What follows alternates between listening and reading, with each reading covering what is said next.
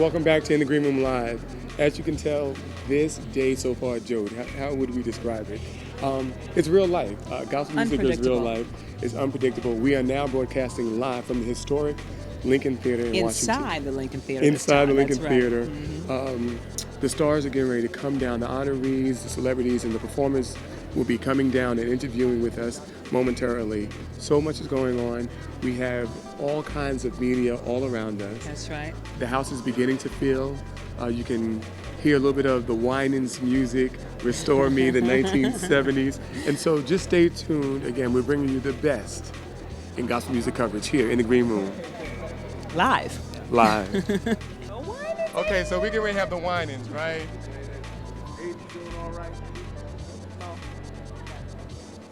How are you, sir? I'm absolutely fine.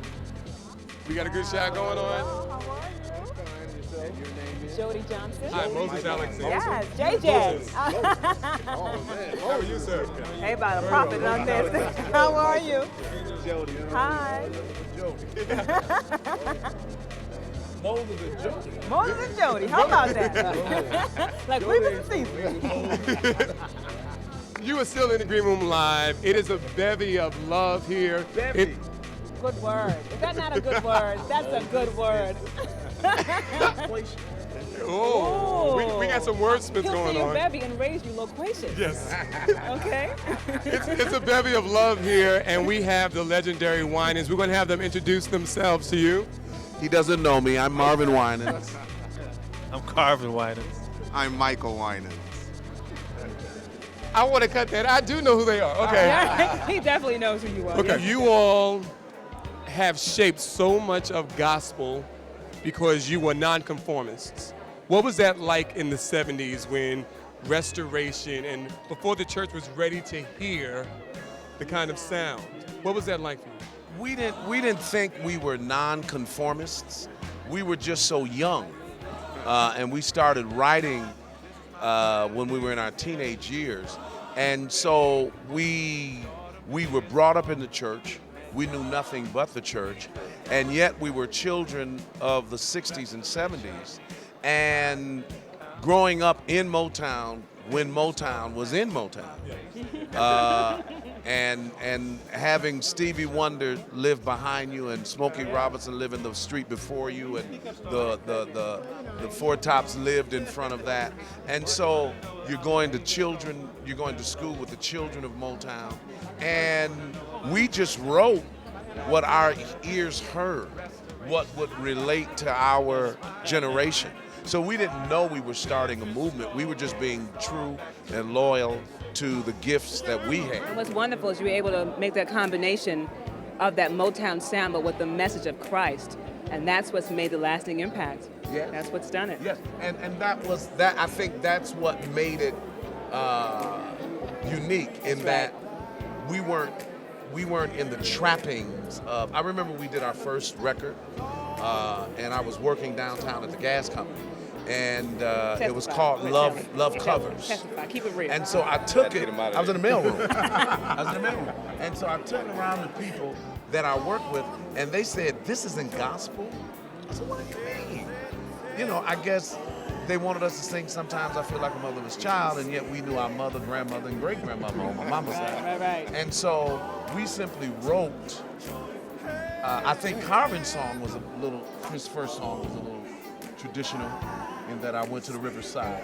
Don't pay any attention. He put you on blast. He put you on blast, Carvin. He put you on blast. But my point is that we wrote what we felt as a 13, 14, 15-year-old, and it just came out that we were starting a movement. Unbelievable. Royalty. Gospel royalty. Irma, please. I'm Here begging. comes I'm their baby begging. sister, Moses Alexander. Cece. Wow. Let me tell you, we have the queen. We have. Oh, the queen. We love her. I'm losing it. The queen. Hello, everybody. I'm great. I'm so great. Oh, I can't believe I'm standing next to her. Why are you squeezing me? I want to know, what's it like during holidays and Kinda family like this. meals. Already Is this know. what it It's is? rowdy. Right now. Can I All come? rowdy. I want to be there. This is All so the way fun. live. Trust me, it's either going to be like a fight, a song. See what I had to grow up with? But I survived. Yes, I you did. survived. God is real.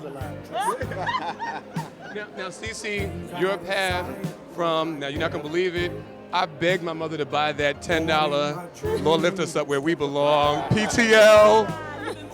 Yes. So from that moment and then watching your brothers in the gospel music industry, what was the greatest lesson for you as a fellow artist that they taught you that you could see from their careers? Oh, we were man. huge Well, before she got a break.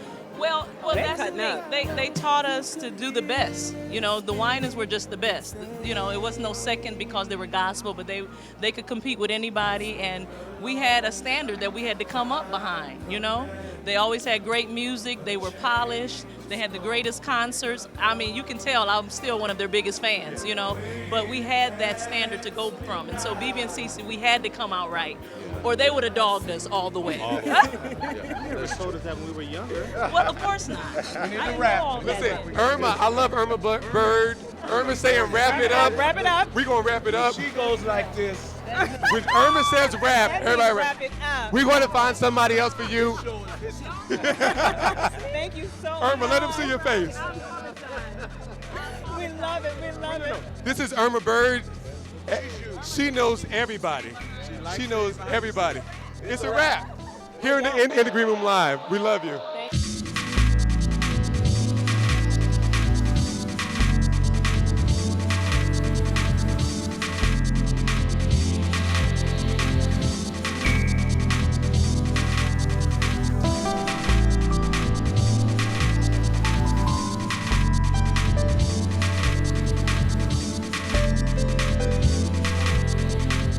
Oh, I can't believe I'm standing next to her. Why are you squeezing I me? can't.